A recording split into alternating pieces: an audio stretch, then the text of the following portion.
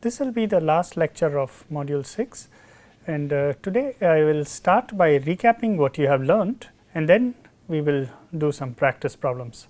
So, to recap, in this module we basically focused on the maximization and minimization of functions, and we looked at Lagrange's methods of undetermined multipliers, which allows us to find maxima or minima of functions subject to certain constraints. So, in the first lecture we learnt about maxima, minima, and we also learnt about Taylor series. In the second lecture we did maximization and minimization of multidimensional functions.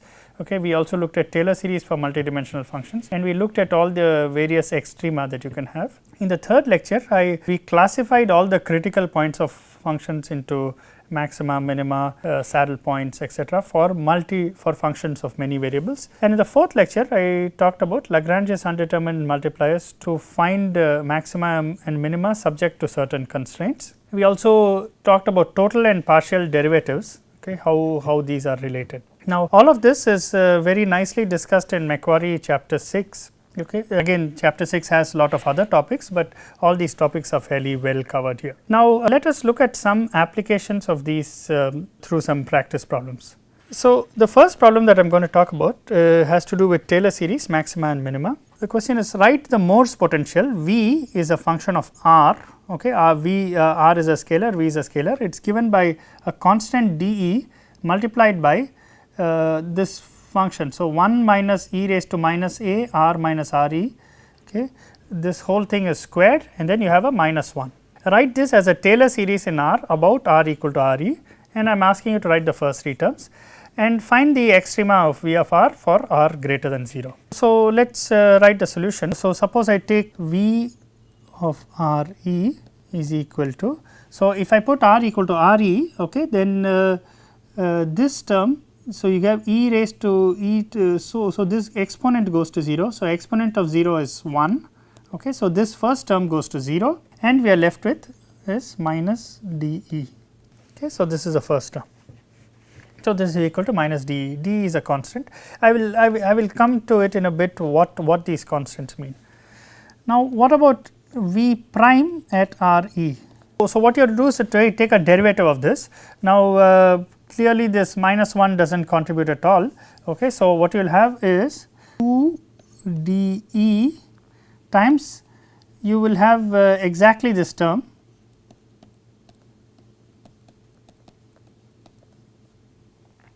times a e raised to r minus r e. So, this is a e raised to a minus a r minus r e. So, this is the derivative, and this has to be evaluated at r equal to r e, and clearly this is equal to 0. So, when r equal to r e, this goes to 1. So, 1 minus 1 is 0. So, the first derivative is 0. What about the second derivative? So, if you want to do the second derivative, then what you get is you have to take a derivative of this quantity. Okay. Now, I will just do this. So, you have 2 a d e times the derivative of this whole quantity. Now, what is the derivative of this quantity? So, the first term is just e to the minus a r minus r e. So, the derivative of that is just minus a e to the minus a r minus r e. Okay. Now, the second term has e to the minus a r minus r e into e to the minus a r minus r e. So, that is, I can write this as e to the minus 2 a r minus r e. Okay. And if I take the derivative of that, okay, so I already have an a. So, I have a plus a square e to the minus 2, and there will be a factor of 2 coming, minus 2 a r minus r e, and this has to be evaluated at r equal to r e. Now, when r equal to r e, what you see is that this becomes minus a, this becomes 2 a square. Okay. So, this becomes 2 a square d e, and you have 2 a minus 1. Okay. This is some quantity. Okay. So, okay. For completeness, let me also do the third derivative, v triple prime at r e. So, this is given by, so I have to take a derivative of this whole thing. So, I have 2 a square d e, okay, and I have minus e to the minus a. So, that becomes a e to the a minus a r minus r e, and then I have what I had is 2 a. So, plus 2 a is, so I have minus 4 a square e to the minus 2 a r minus r e, and this whole thing has to be evaluated at r equal to r e. So, what you notice is that this works out to be, so when r equal to r e, again these two terms will go away. So, you will get 2 a square d e a or 2 a cube d e 1 minus 4 a. So, now I can write my v of r. So, v of r 0 is minus d e. Now, the first derivative term is 0. So, the first non-zero term is the second derivative. So, the second derivative term will have a r minus r e square divided by 2 factorial, and you have some quantity which is 2 a square d e 2 a minus 1 plus, now you have r minus r e whole cube divided by 3 factorial, and what you have is 2 a cube d e 1 minus 4 a. So, this is the final expression, okay, for v of r. Now, now a and d are constants. Okay. So, what does this look like? So, this is actually a potential that is used to, this is a potential energy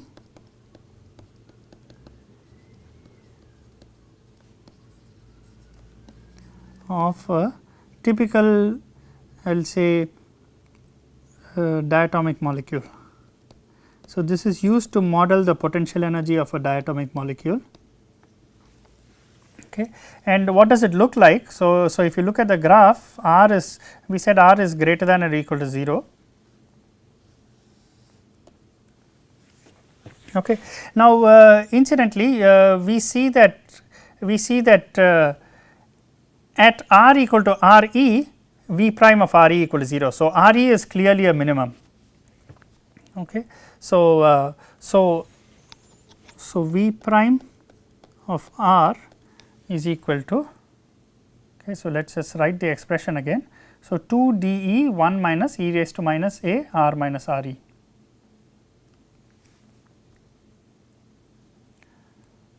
So, you have 2 d e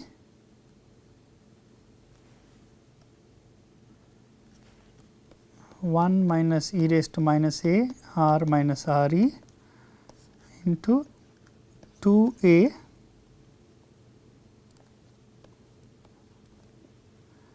to the minus a r minus r e. No, sorry, no 2, there should not be a 2 here, there should just be a. Okay. So, what you notice is that this goes to 0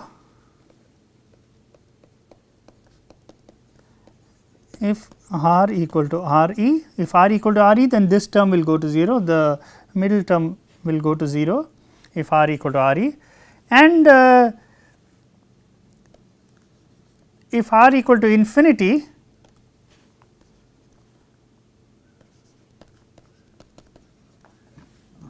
if r equal to infinity, then you have e raised to minus infinity, which goes to 0.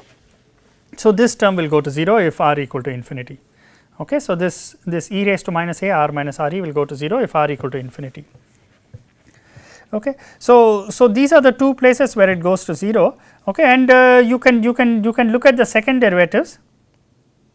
So, when r equal to r e, okay, then this has this expression of 2 a square d e times you have a factor of 2 a minus 1. Okay. And usually 2 a minus a is chosen to be greater than half. So, this is usually taken as greater than 0. Okay. So, usually this is taken to be a minimum at r equal to r e.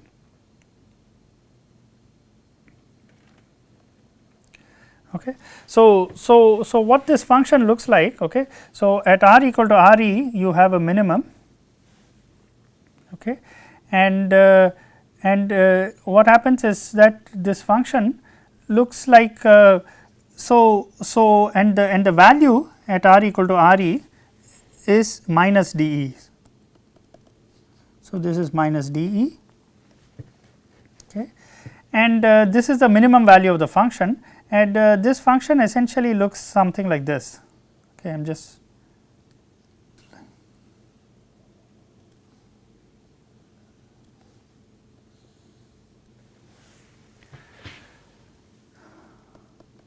so this is r equal to r e. Okay. It goes to 0 at infinity, and it also when r equal to 0, when r goes to 0, okay, it actually becomes very large. So, when r this e to the minus e to the a r e, okay, is a fairly large number. So, this is the form of this function, okay, and this is the well known Morse oscillator. Okay. So, what is interesting is that if you had only this term, if you had only the this term is called the quadratic term,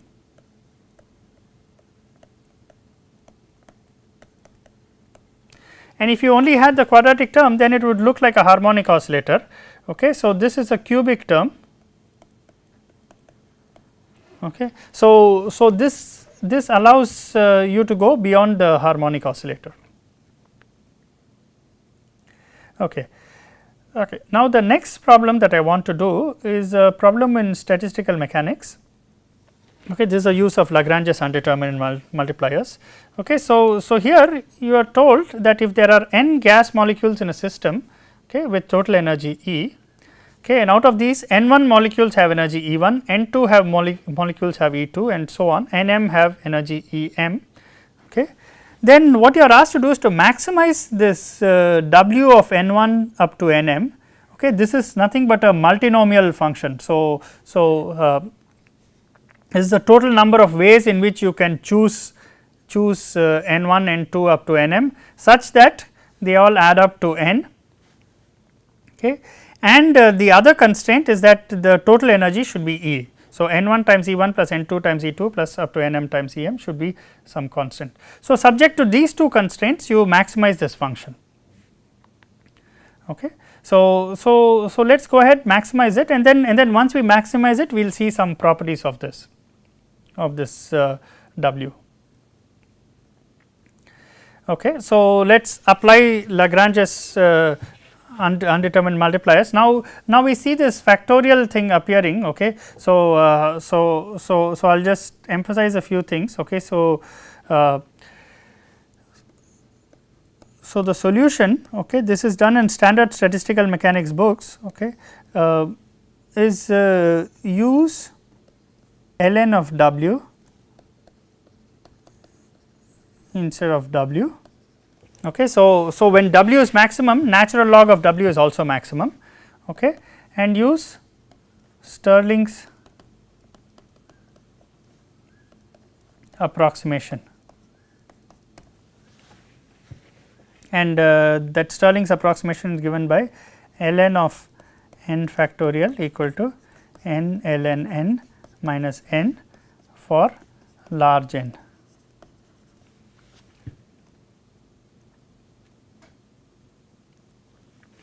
Okay. So, we just use so these are the tips that you need before you attempt to solve this. Okay. So, what we will do is ln of W.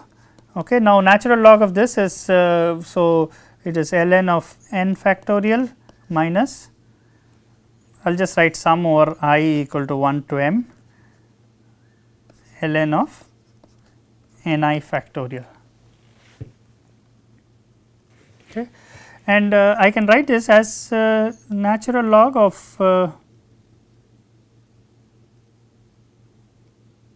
so I can write this as n ln n minus n minus, now what I have is here I have sum over I of ni ln ni minus sum over I of ni. Okay. And what we are going to do is to minimize this subject to two constraints. Okay. So, now here you have two constraints. So, so what we are going to do is when you apply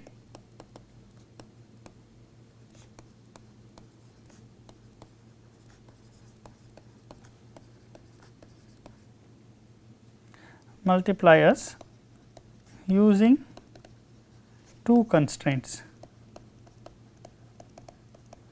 Okay. So, what we will say is that dou by dou ni of natural log of w minus lambda times dou by dou ni of constraint 1. So, the first constraint is this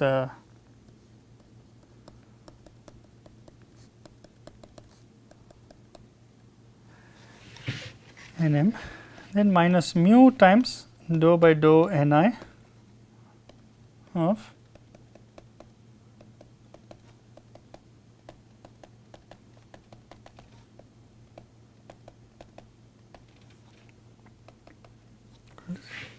equal to 0, and you are going to apply this for all I. Okay. So, when you do this now, let us take the derivative of ln of w with respect to ni. Okay. So, this term will go away. Okay. Now, will be a plus. Okay, that should be a plus. Okay, now we saw that we see that you have an n and you have sum over ni. Now, these two should be equal. So, these two terms can just cancel off. Okay, so these two terms can just cancel off. Okay, so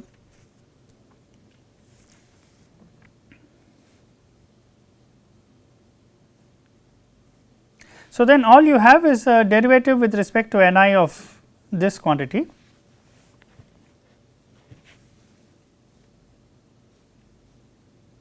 Or let's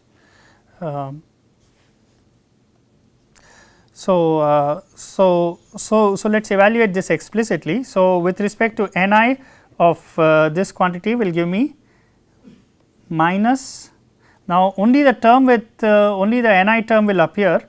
So, I will have ni divided by ni, okay, that is due to derivative of the logarithm, and then minus ln ni, okay, and I have plus, now a derivative with respect to ni of this is just 1, okay, because this is n 1 plus n 2. So, the derivative with respect to ni, so there will be one term with just ni, and so its derivative is just 1. Okay. So, this minus lambda, now dou by dou ni of this is just 1. Okay, so, and then minus mu, now dou by dou ni of this is just E I equal to 0. Okay. So, finally, what I now what you can see is that these two terms will cancel, and what I have is my final expression. Okay. So, let me write this.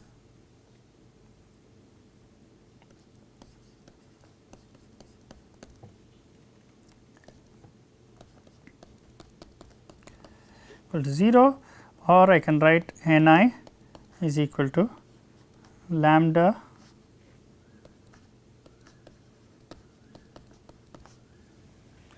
E I. So, this is ln ni, and you get a very useful relation. Now, if I write it in terms of exponential, I get ni is equal to e raised to minus lambda times e raised to minus mu E I. This is the solution. Okay. Now, this is the this is what we are interested in. So, the this is the condition for maximum W. Okay, so or it is the most, it is also in statistical mechanics, this is called the most probable distribution.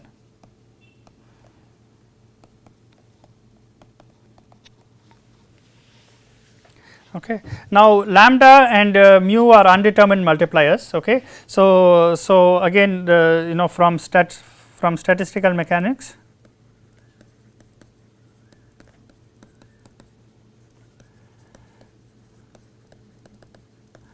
we can show mu is equal to 1 by k b t, okay. And e to the lambda is just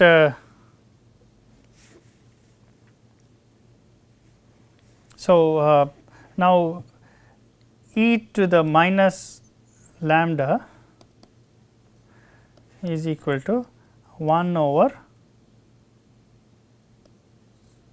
sum of I equal to 1 to m e to the minus mu e I, okay, because you can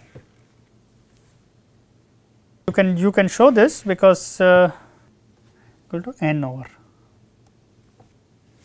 So you can show this by summing both sides. So basically sum over I equal to 1 to m and I is equal to n is equal to e to the minus lambda sum over I equal to 1 to m e to the minus mu e I, and so you can get this, okay. And basically once you show these two, then you get a very well known expression, okay.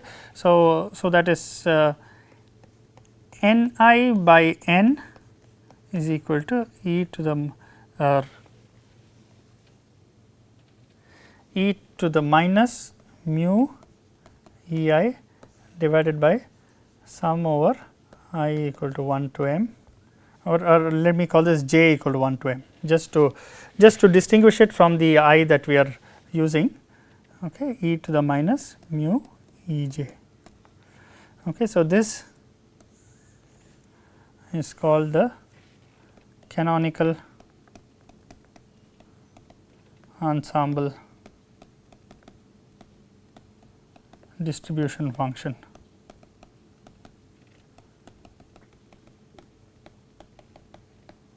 And if you use mu I equal to I should emphasize, okay. So if mu is equal to 1 by k b t, k b is called the Boltzmann constant,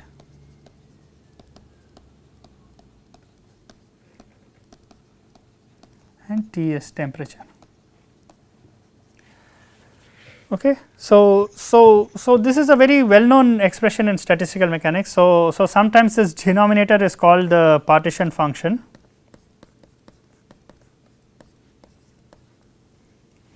q, and you have e to the minus e I by k b t, where q is equal to sum over j equal to 1 to m e to the minus e j by k b t. So, it is a sum over all states. Okay. So, this is called the partition function.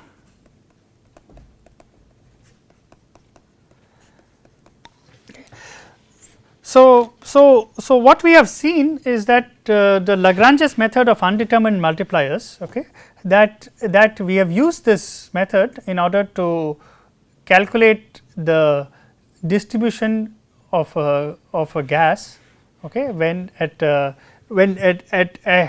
given temperature.